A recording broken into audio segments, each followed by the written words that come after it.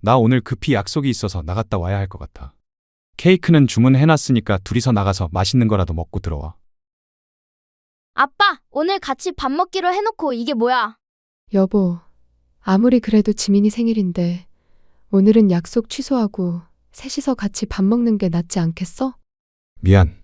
오늘 중요한 약속이 갑자기 잡혀서. 빨리 다녀올 테니까 이따 봐. 뭐해 당신? 이 시간까지 아직 안 잤어? 그 여자 만난 지 얼마나 됐니?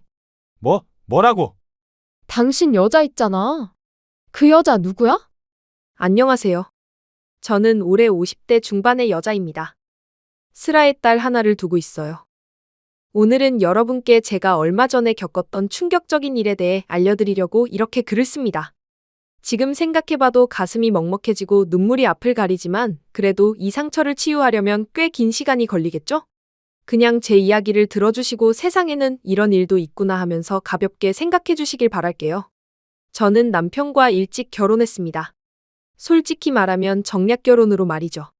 저희 집은 대대로 사업가 집안이라 아버지도 회사를 운영하고 계셨는데 이제는 집안 중에 처음으로 의사 사위를 보고 싶다고 하시는 거예요. 저희 집에서 딸은 저밖에 없어서 의사 사위를 데려올 사람은 저뿐이었습니다. 그래서 저는 좋아하는 사람과 연애를 할 선택권도 없이 20대 후반이 되자마자 아버지가 골라준 사윗감을 만나야 했죠. 제게는 위로 오빠 한 명이 있었는데 오빠는 성인이 되자마자 사업을 물려받을 공부를 하고 있었죠. 그리고 저는 막둥이라 아버지께서 늘 말씀하셨습니다. 우리 딸 하고 싶은 것만 하면서 살아도 돼. 라고 하셨기에 마땅한 직업도 없었어요.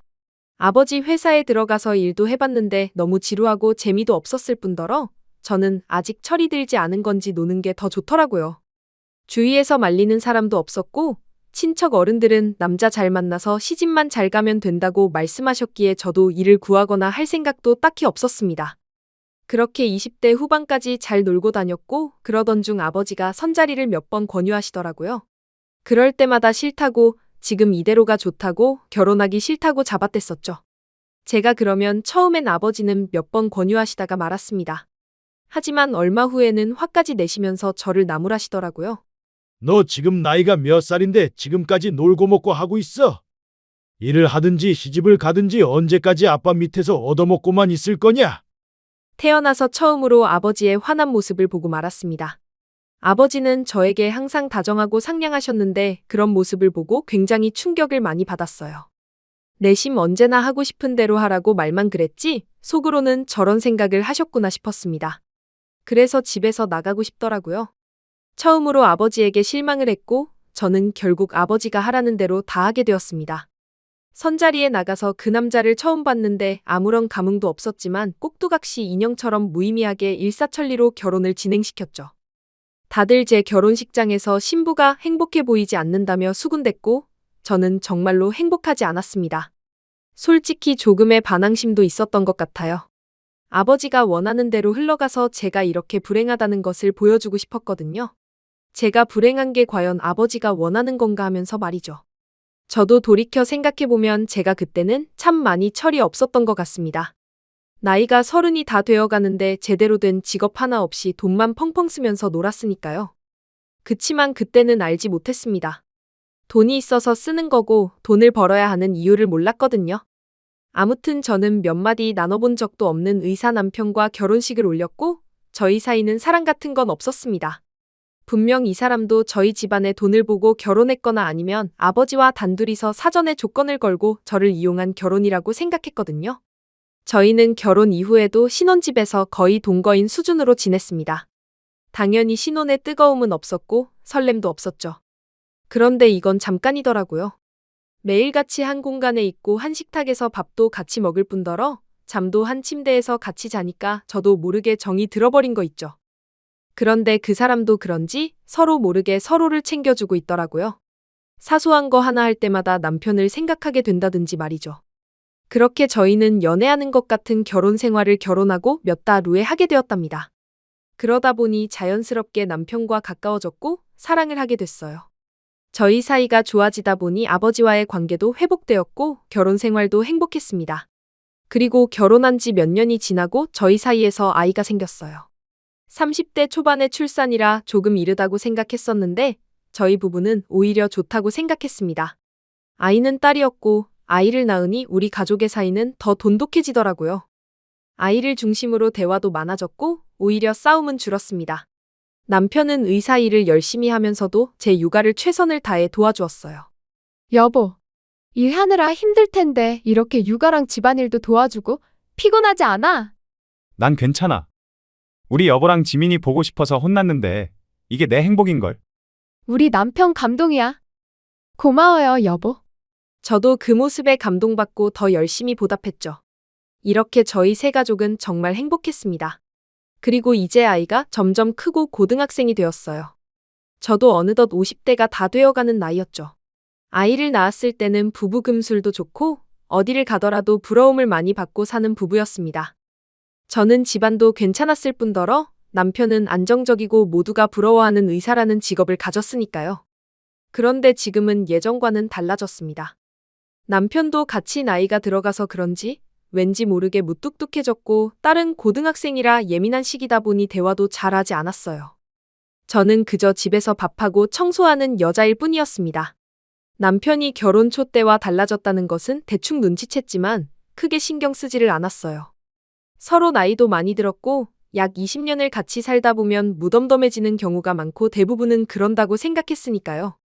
그런데 시간이 지날수록 단순히 무뚝뚝해진 게 아니라 저를 싫어한다고 느낄 정도로 남편은 저를 대우했습니다. 얼마 전 의사 동반 부부 모임이 잡혔었어요. 남편 주위의 의사 지인들의 부부와 함께 1박 2일로 여행을 가는 것이죠. 결혼 초부터 매년 가고 있었고 지인들과도 다 친한 편이에요. 그런데 남편이 대뜸 말했습니다.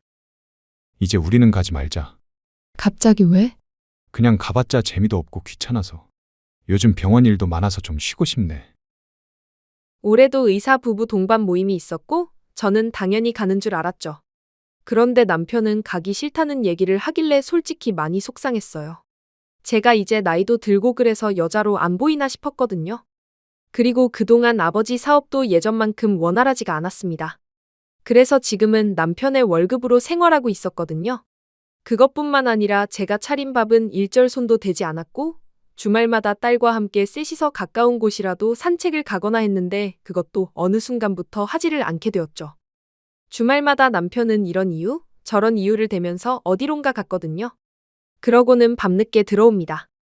저희는 다시 결혼 극초반의 모습처럼 동거인 수준으로 같이 살게 되었습니다. 저는 다른 의심 전혀 하지 않았고 단순히 제 남편이 바쁘다고 생각했어요. 그런데 알고 봤더니 그게 아니었더라고요. 얼마 전 남편이 퇴근을 하고 남편이 입고 나간 옷을 세탁하려고 바지 주머니를 이리저리 뒤지는데 귀걸이 한 짝이 나오는 겁니다. 엄청나게 화려하고 크기도 큰 귀걸이였어요. 제 스타일과는 전혀 달랐고 저한테 선물을 하려고 샀다고 하기엔 주머니에 단 한 짝밖에 없었습니다. 그리고 저는 그런 화려한 귀걸이를 전혀 하지 않는다는 걸 남편도 알았어요. 항상 단순하고 평범한 귀걸이를 착용했으니까요. 그때 그 귀걸이를 발견하고 얼마나 마음이 아팠는지 모릅니다. 남편이 요즘 따라 달라졌다고 생각한 게 일이 많이 힘들고 지인들과 시간을 많이 보내고 싶어서 그런 줄 알았는데 그게 아니라 여자가 생긴 거였다고 생각하니까 가슴이 아려오는 거 있죠. 다른 여자를 만날 거란 생각은 전혀 하지를 않았기에 더 큰 충격이었습니다. 믿는 도끼에 발등 찍힌다는 말이 절실하게 와닿더라고요. 그냥 뒤통수를 아주 세게 맞은 기분이었습니다. 그래서 세탁실 옆에 있는 조그마한 보일러실로 들어가서 아무도 모르게 숨죽여 울었네요. 한 30분 정도 울다가 부은 눈을 조금 가라앉히고 가만히 생각했습니다. 당장 뛰쳐나가서 남편에게 따지고 이혼을 할까도 생각했지만 지금 당장 이혼하는 건 너무 두려웠죠. 그래서 조금만 지나면 아무렇지 않게 돌아올 거라고 기대했던 것 같습니다. 일단 당장은 티 내지 말고 지켜보자고 생각했고 아무 일 없는 척 생활을 했더니 아무도 눈치를 못 채더군요. 솔직히 많이 속상했습니다. 이 집에서 나라는 존재가 무엇인가 하고 말이죠. 그런데 하루 이틀이 지날수록 남편은 더 당당하게 밖으로 나다녔고 혼자 마음속으로 그 여자 보러 가는구나 생각하며 누가 가슴을 송곳으로 콕콕 찌르는 듯한 고통을 느껴야 했습니다. 왠지 모르게 마음속에 암덩이가 생긴 기분이었죠. 다 알면서도 외도 현장을 보내주는 게 정말 기분이 묘했습니다. 솔직히 몇 번은 그렇게 보내줬는데 아무리 생각해도 이건 아닌 것 같은 날이 있었어요. 바로 딸의 생일이었습니다. 저희는 가족의 생일이 되면 무조건 가족들이랑 보내고 저녁에는 집에서 케이크의 소원을 빌고 촛불을 끄는 게 딸 어릴 때부터 해오던 저희 집 습관이에요. 그래서 말하지 않아도 생일이라고 하면 생일 당일은 가족들끼리 보낸다고 암묵적으로 다 알고 있죠. 그런데 지금까지 단 한 번도 가족 생일날 다른 약속을 잡지 않았던 남편이 딸아이의 생일 당일 아침에 그러더군요. 나 오늘 급히 약속이 있어서 나갔다 와야 할 것 같아. 케이크는 주문해놨으니까 둘이서 나가서 맛있는 거라도 먹고 들어와. 아빠, 오늘 같이 밥 먹기로 해놓고 이게 뭐야? 여보, 아무리 그래도 지민이 생일인데 오늘은 약속 취소하고 셋이서 같이 밥 먹는 게 낫지 않겠어? 미안. 오늘 중요한 약속이 갑자기 잡혀서. 빨리 다녀올 테니까 이따 봐. 저와 딸은 너무 놀라서 이건 아니라고 남편을 말렸지만 그 상간녀한테 무슨 일이 생겼는지 반쯤 정신이 나간 상태로 옷을 대충 챙겨 입고 나가더라고요. 그 여자가 긴급한 게 저와 딸보다 중요하다고 생각하는 것을 도저히 용서할 수 없었습니다. 그래도 한 집안의 엄마인데 책임을 다해야겠다 생각했죠. 몇 달 동안 남편의 외도 사실을 알면서도 눈 감아주다가 딸의 생일날 딸이 너무 실망하는 모습을 보고 이제는 솔직히 털어놓아야겠다고 결심했습니다. 그날 남편은 새벽에 집으로 돌아왔고 저는 안 자고 남편을 기다리다가 말했어요. 뭐해 당신? 이 시간까지 아직 안 잤어? 그 여자 만난 지 얼마나 됐니? 뭐라고? 당신 여자 있잖아. 그 여자 누구야? 제가 이 말을 하니까 남편은 쏘스라치게 놀라더라고요. 무슨 소리야? 내가 여자는 무슨, 내 주변에 여자가 어딨어. 당신 나를 뭐로 보는 거야? 내가 가정을 버리고 여자나 만나러 다니는 그런 놈으로 봤어. 진짜 어이가 없네. 방귀 낀 놈이 성질 낸다더니. 지금 당신이 큰 소리 칠 때야? 나 증거 다 있으니까 솔직히 말해. 다 알고 말하는 거야. 제가 확신에 찬 말투로 다시 말을 하니 남편은 아무 말도 하지 않고 눈알만 굴리더라고요. 그러면서 망설이는 듯한 모습으로 저한테 말했습니다. 솔직히 썸만 탔어. 사심이 있는 만남이었지만 그냥 밥만 먹고 커피만 마셨어. 저는 그 사실도 믿지 않았습니다. 그런데 주머니에서 귀걸이가 나올 수 있나요? 그리고 딸의 생일날 딸과 저를 내팽개치고 그 여자를 만나러 한 걸음에 갈 수 있습니까? 저는 그 말도 절대 믿지 않았죠. 정말 마지막으로 물어보는 거야. 정말 다 알고 말하는 거야. 그 여자랑 무슨 관계냐고. 제가 화를 잘 안 내는 성격인데 남편은 저의 화내는 모습을 보고 많이 당황스러워했습니다. 그러고는 솔직히 말하더라고요. 사실 만나는 사람이 있긴 한데 진짜 얼마 되지는 않았어. 얼마 되지 않았으면 된다는 거야? 진짜 어이가 없네. 그래서 얼마나 됐는데. 그냥 3달 정도밖에 안 됐어. 지민이가 자다 깰까봐 짧게 말할게. 빨리 정리해. 당신 딸 앞에서 망신 당하기 싫으면. 결국 모든 걸 알아냈습니다. 솔직히 놀라지도 않았어요. 이미 다 알고 있었던 사실이고 예상했던 내용이니까요. 그런데 왠지 다 듣고 나니까 마음이 허해지는 게 아니겠습니까? 화가 나야 정상인데 이미 저는 단련이 되었는지 화도 나지 않았고 단순히 제가 정말 사랑하는 딸과 우리 가정을 버린 이 남자 때문에 최악의 생일이 되었다고 생각하니까 그게 너무 화가 났습니다. 남편이 집을 나가고 딸과 저는 단둘이서 생일을 보냈는데 딸의 표정이 하루 종일 좋지 않았어요. 아빠한테 굉장히 실망을 했겠죠. 안 그래도 한창 예민할 시기인데 말입니다. 그렇게 저희 부부 사이에서는 남편의 외도 사실이 다 드러났죠. 사실 저는 이 대화 내용을 다 녹음하고 있었어요. 혹시 모를 만약의 상황을 대비해서 증거를 수집해야 했거든요. 남편이 자신의 외도 사실을 인정하는 대화 내용을 다 녹음했습니다. 그런데 저와 이런 대화를 나누었으니 남편이 눈치껏 알아서 상간녀와의 관계를 정리할 줄 알았는데 그게 아니더라고요. 오히려 당당하게 만났습니다. 매일같이 그 여자 집으로 가서 외박을 하는 것은 물론이었고 이제 병원에 놀러가면 간호사들이 저를 사모님으로 부르는 것이 아니라 그 여자를 사모님이라고 부른다고 하더라고요. 솔직히 많이 놀랐습니다. 그들의 뻔뻔함에 말이죠. 저는 더 정확한 증거를 잡기 위해서 남편을 미행하기로 했습니다. 그 여자가 뭐 하는 사람인지 궁금하기도 했고 어떻게 만남을 가지는지 궁금했거든요. 남편은 퇴근하자마자 곧장 택시를 타고 한 아파트로 가더군요. 남편은 택시를 내리자마자 건물 입구로 들어섰고 저는 남편을 뒤따라 택시에서 내렸습니다. 그리고 남편이 들어간 건물로 들어가서 엘리베이터 층수를 확인하면서 계단으로 뛰어 올라갔죠.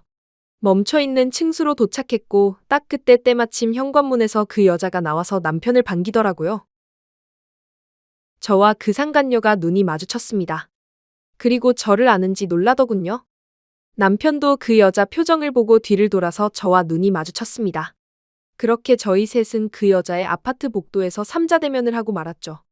남편은 저를 보자마자 놀라서 주저하는 게 아니라 오히려 저한테 화를 냈습니다. 설마 여기까지 따라온 거야? 정말 징그럽다. 징그러. 당장 집으로 돌아가. 저한테 그런 막말을 내뱉으면서 순식간에 엘리베이터까지 손목을 끌고 가서 저를 밀어넣었습니다. 저는 남편을 힘으로 이길 수 없었고 남편이 했던 말에 상처를 받아서 남편과 그 상간녀 앞에서 눈물이 터져나올 것 같았습니다. 그래서 어쩔 수 없이 엘리베이터를 타고 1층까지 내려와 버렸죠. 집으로 돌아가서 미행한 걸 후회했습니다. 너무 창피하고 수치스러웠거든요. 왠지 모르게 그 둘의 사이가 저보다 더 부부 같았습니다. 그 뒤로 남편과 단 한마디도 나누지 않았어요. 그렇게 며칠이 흘렀습니다. 그런데 얼마 뒤에 그 여자가 연락이 오더라고요. 잠깐 만나자고 하면서 말이죠. 상간녀 주제에 왜 이렇게 당당한가 싶었고 왠지 꿀리면 안 될 것 같아 나갔습니다. 그런데 저번에 봤었을 땐 잠깐 봐서 몰랐는데 이제 와서 얼굴을 제대로 보니 아는 사람이더라고요. 바로 남편의 과거 첫사랑 여자였습니다. 솔직히 결혼 전 남편과 얘기하다가 이 여자에 대해서 얘기를 나눈 적이 있었죠. 근데 그때는 남편에게 큰 관심도 없었고 그냥 지나가는 말로 사진 있냐고 물어봤었습니다. 그래서 남편이 개인 SNS에 있는 사진을 보여줬었기에 언뜻 기억이 났죠. 그 이후로도 몇 번 얘기를 들었기에 대충 알고 있었습니다. 그런데 더 웃긴 게 뭔지 아시나요? 이 정신 나간 여자, 유부녀입니다. 아이도 있고요. 정말 가관이더라고요. 유부남 유부녀 둘이서 사랑을 하고 있다고 생각하니까 정말 기가 찼고 놀랐습니다. 그리고 무엇보다 상간녀 남편이 지금에서야 알고 보니 택배 기사 일을 하고 있었어요. 주 6일 새벽부터 밤까지 일하고 가족을 위해서 헌신하면서 말이죠. 정말 양심도 없는 여자입니다. 그런데 그 여자는 제가 자리에 앉자마자 하는 말이 어이가 없었습니다. 저 그쪽 남편 사랑해요. 그러니까 이혼해주세요. 아주 당당하고 뻔뻔하게 말하더군요. 제가 이혼해주면 둘이서 행복하게 살 게 뻔했기 때문에 절대 이혼을 해주고 싶지 않았습니다. 그래서 오히려 그 여자에게 더 단호하게 말했죠. 내가 왜요? 누구 좋으라고. 헛소리 하지 말고 나 당신 상간녀 소송할 거니까 각오하고 있어. 그런데 그 여자가 갑자기 웃더라고요. 이 사람이 제정신이 아닌 건가 싶었는데 몇 분을 웃더니 그럼 제 남편도 그쪽 남편한테 상간남 소송 걸 텐데 괜찮겠어요? 보통 여자가 아니었습니다. 굉장히 당돌하고 뻔뻔하고 양심도 없는 그런 여자였죠. 무엇보다 그때 남편의 주머니에서 나온 화려한 귀걸이를 하고 있더라고요. 한쪽만 하고요. 일부러 저 보라는 듯이 하고 온 것 같았습니다. 제가 그 귀걸이를 남편 바지에서 발견했을 때 화가 나서 버려버렸거든요. 그런데 나머지 한쪽은 그 여자의 귀에 걸려 있었죠. 아마 저 보라고 일부러 남편의 바지에 몰래 넣었던 것 같았습니다. 그 여자는 저와 다르게 굉장히 화려하게 옷을 입었고 하이힐을 신고 화장도 진했어요. 하지만 저는 평범하고 단순하게 옷을 입었고 화장도 전혀 하지 않았죠. 저는 그날 저도 모르게 그 여자의 기에 눌리고 말았고 제대로 된 한마디도 내뱉지 못한 채로 집으로 돌아왔습니다. 여자로서 자존감이 바닥을 치는 날이었고 한동안 몸이 너무 좋지 않았어요. 움직이기도 힘들었고 밥을 먹기도 싫었죠. 하루 종일 침대에 누워서 잠만 잤습니다. 그런데 딸이 제가 와서 말했죠. 엄마, 요즘 무슨 일 있어? 아니면 어디 아파? 그러지 말고 나랑 같이 병원 다녀오자. 아니야. 엄마 괜찮아. 걱정하지 마. 왜 자꾸 억지를 부려? 빨리 가자. 택시 부를게. 알았어. 그럼 엄마 혼자 다녀올 테니까 너는 공부하고 있어. 저를 챙겨주는 건 딸밖에 없었습니다. 단순 몸살이라고 생각하고 의사 부부 동반 모임에서 만났던 친한 의사 병원에 가서 진단을 받았는데 다행히 아무 이상이 없더라고요. 잘 쉬면 된다고 말하길래 좋게 넘겼습니다. 그리고 병원에 갔다가 집에 돌아왔는데 딸이 거실에서 울고 있더라고요. 너무 놀라서 왜 우냐고 무슨 일이냐고 물어보았죠. 그런데 딸이 하는 말은 정말 충격적이었습니다. 엄마, 아빠 지금 다른 여자 생겼지? 나도 알 거 다 아는 나이야. 저는 차마 제 앞가림도 못하면서 딸 생각을 못했어요. 남편이 매일같이 외박을 하고 휴대폰을 붙들고 사는 걸 분명 저 말고도 딸도 보았을 텐데 왜 저는 딸을 생각 못했을까요? 저는 아니라고 최대한 잡아댔지만 딸은 믿을 생각이 없어 보였습니다. 저는 그날도 안방 화장실에서 숨을 죽인 채 펑펑 울었어요. 몸도 마음도 다 아프고 우리 가정이 점점 무너지는 게 보이니까 너무 막막했거든요. 이대로 정말 이혼을 해야 하나 생각했습니다. 하지만 더 슬픈 건 이혼을 한다면 제가 갈 곳이 없다는 거예요. 저는 마땅한 직업도 없고 할 수 있는 게 아무것도 없었으니까요. 이런 제 자신이 너무 한심했고 과거에 놀기만 했던 게 한으로 남았습니다. 그렇게 저는 며칠간 거의 집에서 숨죽인 채 살고 있었어요. 저희 집은 대화 한마디 오가지 않았죠. 그런데 남편이 조금 달라졌습니다. 예전과 다르게 가정에 충실해졌다고 할까요? 매일같이 외박을 하던 것도 이제는 전혀 하지 않습니다. 그리고 제가 설거지나 청소를 하고 있으면 와서 자기가 하겠다고 해요. 정말 하루아침에 사람이 바뀌었어요. 갑자기 왜 이러나 싶었고 오히려 저는 기쁜 마음보다 당황스럽더라고요. 이 남자가 또 무슨 잘못을 했길래 나한테 이러나 싶으면서 말이죠. 그런데 남편은 태도가 바뀌면서 저한테 권유하는 게 생겼어요. 바로 약 하나를 주면서 매일 하루에 2알씩 먹으라고 했죠. 솔직히 저는 알지도 못하는 약을 먹는 건 조금 꺼림칙해서 먹지 않겠다고 했습니다. 그런데 사정사정하면서 제발 먹어달라고 하는 게 아니겠어요? 도대체 무슨 약이냐고 물어보면 단순 비타민이래요. 그런데 이렇게까지 억지로 저를 먹여야 하는 이유를 알지 못했습니다. 솔직히 남편이 내 몸을 망가지게 하려고 일부러 그러나 싶었죠. 그래서 남편이 출근했을 때 몰래 약국으로 찾아가 그 약에 대해서 문의를 했습니다. 그런데 그 약의 종류를 알고 충격을 받고 말았네요. 그 약은 바로 항암 치료 약이었거든요. 항암 치료 초기 환자들이 약물 치료할 때 먹는 약이라고 했습니다. 분명 얼마 전 검진했을 때 아무 이상 없다고 했는데 제가 암이라뇨? 저는 한 번도 제가 암에 걸릴 거라고는 상상도 하지 못했습니다. 그때 저를 검진해준 친한 의사가 생각이 났어요. 아마 제가 암인 것을 알고 일부러 저한테 알리지 않고 남편에게 먼저 알린 것이라고 생각했죠. 그래서 남편이 갑자기 예전과 다르게 가정에 충실해졌고요. 이제서야 모든 퍼즐이 다 맞춰졌습니다. 남편은 제가 암에 걸렸다는 소식을 친구에게서 듣고 나서 태도가 변하게 된 거였죠. 딸한테도 다시 잘했고 저한테는 더더욱 잘했거든요. 그리고 암 초기 환자들이 먹는 거라고 하니까 약물 치료로 치료할 수 있을 줄 알았습니다. 드디어 남편이 사람이 바뀌었고 정신을 차리고 돌아온 줄 알았어요. 그 여자와의 관계는 끝날 줄 알았죠. 그러면서 건강 문제로 걱정도 되었지만 또 한편으로는 기분이 좋아졌습니다. 그 여자는 단순히 한순간의 바람이었을 뿐이라고 생각이 들어서 승리한 기분이 들었거든요. 그래서 남편한테는 제가 다 알고 있는 사실을 모른 척했어요. 일부러 그 상황을 더 즐기고 싶었거든요. 남편이 이제 집에 잘 붙어 있고 그 여자와 만나는 것 같지도 않았으니 너무 평온한 마음이 들었습니다. 그런데 몸은 그렇지 않았어요. 남편이 추천해준 약을 먹어도 몸은 점점 더 말라가고 아파왔습니다. 분명 그 약은 항암 초기 환자들이 먹는 거라서 그 약만 먹으면 약물 치료로 나을 수 있다고 했는데 아무리 생각해도 암이 심해지고 있는 기분이었어요. 분명 남편도 제 외모가 많이 쇠약해져서 눈치를 챘을 텐데 말이죠. 제가 남편한테 몸이 아파서 병원을 간다고 해도 남편은 말렸습니다. 자기가 준 약만 먹으면 나을 거라고 하면서 말이죠. 저는 또 그 말을 바보같이 믿고 말았네요. 갈수록 제 몸은 약해져 갔고 남편은 더 가정적으로 변했습니다. 그런데 어느 날 제가 충격적인 것을 보고 말았어요. 바로 남편의 휴대폰입니다. 남편은 얼마 전부터 가정적으로 변한 뒤로는 휴대폰을 거의 만지지 않았어요. 잠금도 물론 해놓지 않았고요. 그래서 우연히 남편의 휴대폰을 봤는데 관계가 끝난 줄 알았던 그 상간녀와의 대화 내용이 있었습니다. 불과 몇 분 전까지만 해도 연락을 주고받았더군요. 그런데 대화 내용을 보고 저는 기겁하고 말았습니다. 남편이 지금까지 가정적으로 한 행동들이 모두 연기를 하고 있었던 거였죠.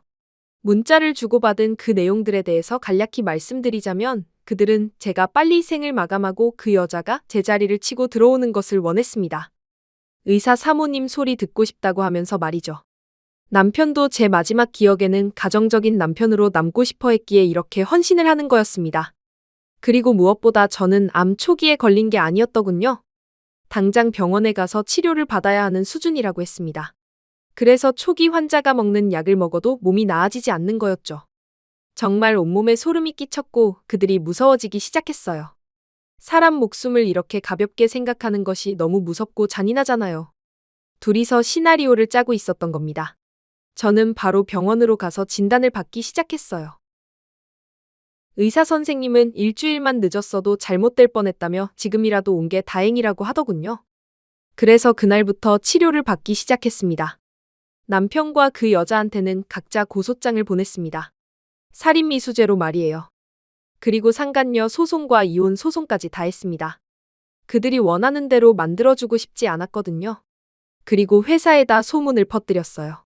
남편의 병원과 그 여자의 회사까지도요.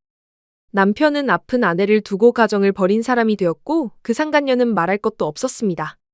결국 둘 다 직장에서 해고되었고 남편이랑 가면을 쓰고 있던 그 더러운 놈은 그렇게 자부심을 가졌던 의사 자격증까지 박탈당했다고 하더군요.